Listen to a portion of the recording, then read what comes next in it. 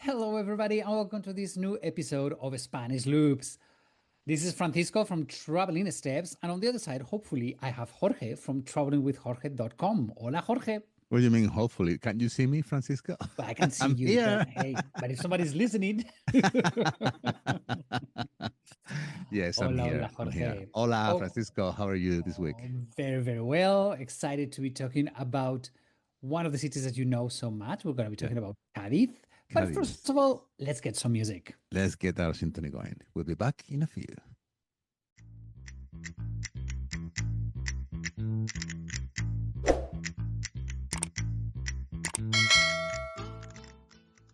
So, hola everybody, we are back. And this week we are going to be talking about, be real, the oldest city in Spain. We're going to be talking about Cádiz. Yeah. And obviously, we do have an expert in Andalusia, and that is you, Mhm. Jorge. You are from Andalusia. Cádiz is one of the most important and yet beautiful cities in Spain. So you're going to be leading the voice. So let me start asking you, where is Cádiz? Geographically, where can we picture Cádiz? Okay, looking at the map of the Iberian Peninsula, go to the southwest on the Atlantic side of the Strait of Gibraltar. That's where Cádiz is. Okay, so we are all the way in the south of Spain. It's facing the ocean. Okay. Uh, Question: is this a cruise ship site? Like there's like 10 cruise ships every day in town? Oh, that's a very good question, Francisco. Okay, let me tell you about Cadiz. Is luckily is it? Well, I mean, it is. Don't get me wrong, but because of the size of the harbor, the city can, or the harbor, I better say, can host maximum two huge big cruise liners and maybe a medium-sized one at the same time. But that happens very, very rarely. So, what is happening? You're gonna say, "Wow, those large cruise liners that they have, like about 3, 4, 5,000 passengers." Yes, I mean, every time that one of those cruise liners are there, at the city in the city, it's like the D-Day. Okay, Yeah, it's just like, for about 3 hours in the morning. But those cruise liners. We all know that cruise lines they sell their excursions to places. Those cruise liners they sell a visit to Sevilla from Cadiz, which is like about maybe a couple of hours by bus from okay. Cadiz to Sevilla, and then yeah, so most of people goes to Sevilla, but Cadiz, the size of the city, as long as you have five groups together, looks like like D-Day. Okay, to give you an idea, the extension of the city of Cadiz is um, I think it's just under 3,000 acres. So it's just in kilometers, it's 12 square kilometers. That is practically nothing. Okay, so that means that it's a very narrow streets, very alleys, etc., etc. And geographically, when you look at the map, Cadiz is almost like an island. There's only, sorry, a tiny little arm of land that connects the city, the city, not the outskirts, just the city, to the mainland. And just because of that, it's called La Tacita de Plata, the little silver cup. The Silver Cup. What a beautiful Yeah, name for a city. yeah. Where does it come from, that beautiful name? Oh, well, there are several theories, Francisco, and it has to do with the brightness and light. I have to tell you that the color of the sky in Cadiz, when it's a very clear day, is absolutely fantastic. Together with the white houses, they're whitewashed, all of them. So it's the most widespread explanation that the sunlight reflects off the white facades of building and the water surrounding the city, creating a shiny silver effect, especially seen from the sea. So I can imagine that silvery glow that it has, Hmm. and the shape being such a, as you said, such a rounded little thing with an arm. It looks like a cup. So Yeah, that's have to do the name with it. yeah. Some theories point to the silhouette of the city surrounded by the sea, And for some viewers, could be a reminiscence of a cup. That's Okay. one of the thing. Another thing, also the theories of the origins of the city is the Greek. Don't forget that we'll talk about that in a few moments. Okay, about the origins of the city, the Phoenicians, and then the Greek. We'll talk about the Phoenicians in a few minutes, but the Greek, which they were after, the Greek name of the city was Kado, Kado, which means cup or vessel. Okay. And then So, if you add the term silver, it is believed that the reference was made to the legendary pillars of Hercules, which were said to be made of silver and marked the boundaries of the ancient world. The Strait of Gibraltar, the pillars of Hercules. okay. Yeah, Okay, so it makes sense. But Jorge, now we know where the word Cádiz comes from, true. but you have started talking about the Phoenicians and the Greeks. Right. Let's center the history because if there is a town, not just in Spain, in Europe, with some history, that is going to be Cádiz. Absolutely. Claims to be the oldest city as a metropolis, okay, that it was founded in the European continent, and in fact, it was founded around circa the year 1100 BC by Phoenician merchants from a city called Tyres, Tyres, and it's an old Phoenician city located in the south of the present-day Lebanon, and the city was called Gadir, which means in a way like a fortress. In Gadir, they built a port and a temple that they were supposedly kept the ashes of Hercules. Maybe for these reasons, perhaps the people of Cadiz have Hercules as the founder of the city, with his image appearing on the coat of arms among the famous columns that testifies that which was the end of the world. And then So, economically, the city, obviously, because we all learned that in school, didn't we, Francisco? I mean, it became the port of the Mediterranean with the Correct. Phoenicians. That's right. So That's the right. Yeah. economy of this city went up. So when the Greeks came, I guess they kept on with the trading. Yeah, absolutely. And it was just outside, as I said earlier, outside of the Strait of Gibraltar, on the what today is called the Atlantic. But it's like, let's say, the very end of that route that they made. Of course, they continued later on in what today is Portugal and all that coast, and etc., etc. But the economy of the city grew mainly from the 14th century and developed at a rising rate from the 17th. Cadiz, however, achieved the splendor economic era on the 18th century through trade. The main activities during this period, it was the importance of American trade, and Cadiz became the city that controlled the Spanish commercial monopoly. The entire uh, trading with the Americas was through Cadiz at the time. And it was, when you look at Cadiz, because it has so much influence coming from the other side of what today is the Atlantic, it has a kind of a, like a look of a colonial city, the narrow and long alleys, the squares, those little gardens that you don't expect, that were designed in a way just to uh, put them together into an urban fabric, you know. Um, and But also, Jorge, yeah, go ahead. no. Yes, when you say that Cádiz looks like one of the missions, Yeah. this colonies outside of Spain, Hmm. I I have a good friend from Cádiz, and he says, everybody says that we look like those colonies. They say, no, Hmm. those colonies look Look like like Cádiz. us. That's right. It's We're not true. that important now, but back then, as you're saying, when all the trading with the Americas, it was such a huge city that people copy the city of Cádiz. And Hmm. so Correct. many of the cities, I mean, there's especially one city that it resembles pretty much Mm. Cádiz, which is La Habana. Oh, absolutely. Yeah. Mm. Eh, it is said that the promenade in Havana, it is like the promenade in Cádiz. Yeah, I know we have said this in some other podcasts that there is a little bit of Cádiz included, but I just have to say this because they couldn't shoot it in Havana. Dying of the Day, the movie with Pierce Brosnan in it and Halle Berry. Uh, when into the movie they are resembling to be in the Havana.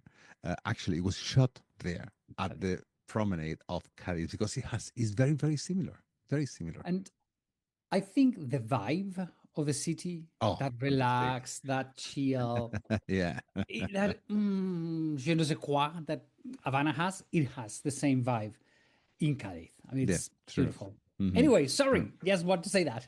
I don't know. Please ask anywhere that anything that you want to ask. That's what I'm here for. That's what we're here for. Okay, Cadiz also has a very important political role in Spanish history. Okay, that's what I was gonna tell. You're coming all the way to modern times, but in modern times, key point for Yeah, our history. yeah. It has to do with, unfortunately, with another mad, crazy person that it was doing Mm. silly things all over the continent, and we're talking about Napoleon Bonaparte. I mean Bonaparte. I'm sorry, That crazy little guy. that little guy. Yeah. Anyway, because of the siege that the Napoleon troops had all over Spain, the Spanish government decided to move to Cadiz, and anyway, Sorry, it to was place people in time, 1808. 1808. That was the Yeah. Napoleonic invasion, yeah, and it was in the year 1812 when the very first constitution of Spain was signed, and it was there, and it was called La Pepa. La Pepa. Why is it called La Pepa? You Because I tell know me, Francisco. I Pepe's, know, I know, I know you know the answer. but okay, Pepe, it is Joseph. Yeah. Pepa is Josefa. But why do we have this name? Do we have this name because it was Joseph Napoleon Jose La Pepa, and because when you associate something to a city, to a vessel, whatever, you feminize the name. So just to, let's say, mock, could it be the Yeah. correct So expression? Yeah, so just to mock the brother of Napoleon, that was Joseph Napoleon. Um, so here we Joseph didn't or have Joseph Napoleon or no Joseph Joseph Bonaparte? Bonaparte. Bonaparte, yeah, that's right. I'm just mixing things here. You see, tour guides were not perfect. We're not perfect. But we try to be all the time. And yeah, just to mock him, they decided to call it La Pepa. Okay, La Pepa, and that was the nickname of the very first constitution. Remember, 1812. Okay, so now we know a little bit of this vast history of the city. Hmm. But the history is fine. Take me today to Cádiz. Yeah, And if there's one thing, so many cultures coming in, going by, and arriving, food has to be, it is something incredible in Cádiz. I yeah. mean, let's talk about food. Again, for a change. Good. Yeah, of Well, course. Obviously, being almost like an island, as I said before, um, fishing there is, I would say, the main industry. Also, the salt production, but that is in the outskirts. Okay, not in that mhm. little semi-island that they have where the city is located. But fishing and the tuna fish Oh, is just fantastic there in Cadiz. It's like that could be really the second religion of Cadiz, just the tuna fish and everything that is involved around that. Food. I mean, they have vegetables. They have, although they are in the Atlantic, they do receive a lot of, because of the orography as well as Cadiz. By the coast, they are kind of flat. But the moment you get like about 15 minutes inland, it's really flat. But depends if you go to the right or to the left, east or west. Sorry about that. I was just picturing the map. Okay, you find a lot of mountains, so that means also a lot of valleys and a lot of production. Okay, what, Francisco, when I say Cadiz and I talk about wine, what is the first thing that comes to your mind? to me, it's going to come all the sherries, that area with big sherry Correct. productions. That's right. Is the only place in the world that that kind of wine is produced, not because they don't want to make it anywhere else. They have tried, especially in California, in the famous valleys where the wine production is located. But it must be something regarding the humidity of the air, the salty point of the air that comes from the ocean, also the minerals that are on the on the The ground soil. where the vineyards are grown. I mean, that kind of vineyards, they only grow there. And of course, those who are in charge of the big production of sherry wines are British companies. Okay. So, yes, also in association with some Spanish big Big companies. names. Yeah, big names. Yeah. So Okay. that's the thing. Yeah. So we're eating extremely well. We are drinking extremely well. What Mm. can we do in Cádiz and surroundings? Oh, we can eat. We can eat. now, now you said that, thank you for that question because it's really interesting. You have lots of things to do, although it's very tiny. In one day, you have no enough time to do everything that you have to do. Okay, so talking about eating, that's one of the things I can do in Cadiz. Okay, my big recommendation is to go to the market. Oh, Now, we are in the south of Spain. Timings there regarding obligations, things that you have to do, siesta time that's taken seriously down there. It's not much the sleeping time, it's much the break, which is very rooted into the traditions of the south of Spain. And also restaurant timings. We are very weird. We accept that regarding we our know that meals one. times. Okay, so go to the market and all around the market, not to the market inside where they sell the food, but around the market they have stands one after another, all in that square where the market is. They have the tuna fish. They have pork products because the home of the The Iberian torrezno. ham is not far from Cadiz. It's like about an hour and a half. But that's another chapter that we will maybe do soon. Regarding the place where the Iberian ham is, natural from. Also, try everything. Don't be shy. Just eat with your eyes first, and if you like what it looks like, then you will, I'm pretty sure that you're going to love it. Pay attention to the meals times because the market, although the stalls inside where they sell the food, which means fruits, vegetables, cheeses, cold cuts, fish section is huge. Everything closes in between 2 and 3, but the taverns and the bars and the restaurants that they are around it, by 4 they stop serving, and by 4:30 you need to be out. They reopen, not all of them, but some, not the market, but the Right. places to eat at 8:30. Okay, And so that's the to, now the timing. Yeah. to me, Jorge is saying Mm. that visiting the market in Cádiz, it's a must. I Oh, think you're absolutely. so right Mhm. because really it's one of the there are not too many markets in the world that are not just tourist attractions. Mhm. This is a real market where real locals go by and everybody knows everybody and the food around. I mean, all these taverns that you're talking about, they are super small with amazing, amazing food. I mean, it's like, Absolutely. and cheap, not expensive at all. Yeah, very, very cheap. Now, continue what you said about what to do in Cadiz besides this, which was a little like a kind of a little branch about gastronomy. Excuse me. You know that geographically they are not far from Gibraltar, and that could be a good excuse to go and have an excursion.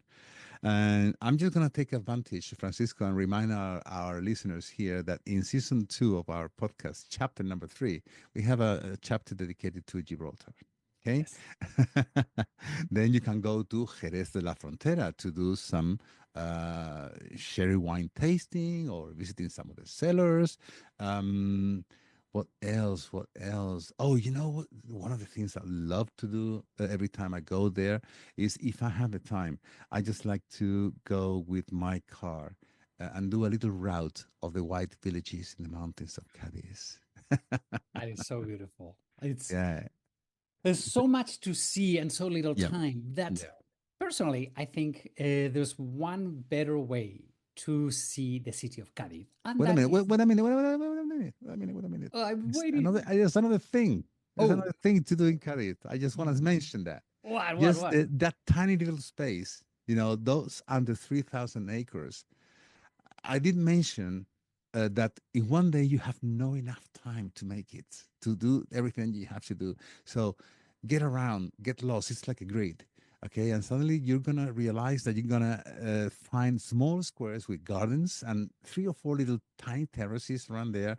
And the city itself, it has 3 urban beaches there. Yes, So the that's beaches. another thing. Just enjoy, if you're in a hotel there and you have only like about 5 or 10 minutes on foot, the beach, just go there, enjoy. You have your beach bar where you can have a meal if you want to, or just a beer, or just get your towel on the sand, dive a little bit in the ocean, which is it's the Atlantic. It's cold, but hey, It's if you're beautiful. in Cadiz, what the heck?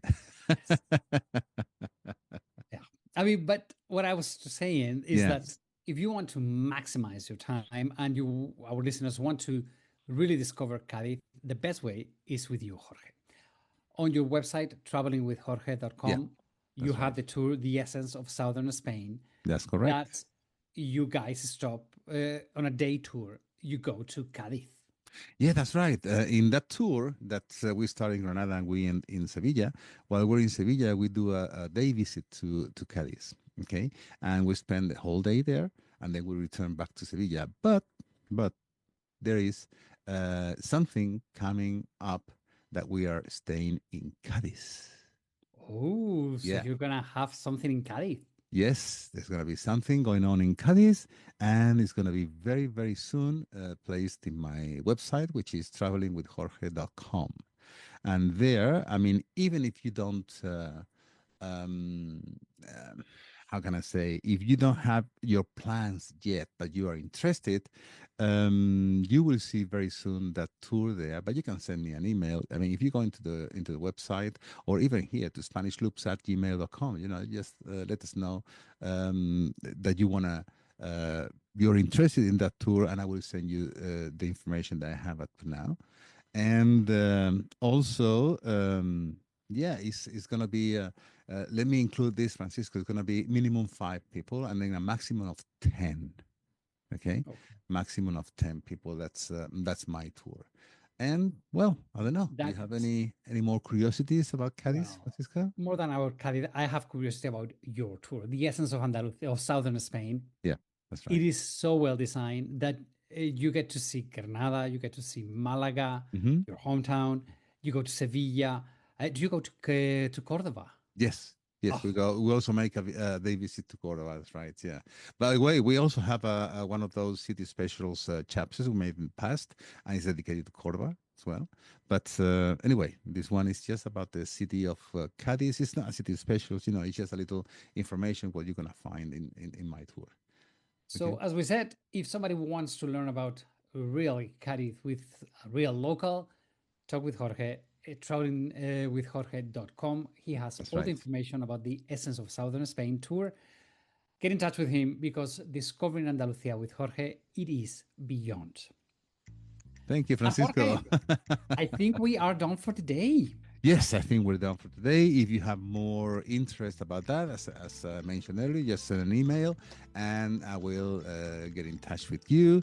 And that's it, Francisco. I will see you next week. Okay? Everybody, thank you so much for joining us. Please give us a thumb up. That helps us a lot. If you share this video, this podcast, it helps us position Immensely. our Yeah. podcast everywhere. So please do like and share. Thank you so much, Jorge. It's been a great pleasure. Thanks for enlightening us about Cádiz. Hasta la semana que viene. See you next week, everybody. Adiós, chicos. Adiós, amigos.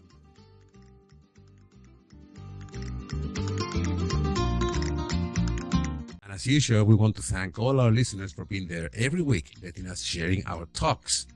Follow us in Spanish Loops in Facebook, Spotify, Apple Podcast, or your favorite platform. And in Instagram, you can find us as the Spanish Loops Podcast, no spaces altogether. If you want to find us the quickest way, just Google Spanish Loops Podcast and you will find us. Hasta la vista, amigos. See you next week.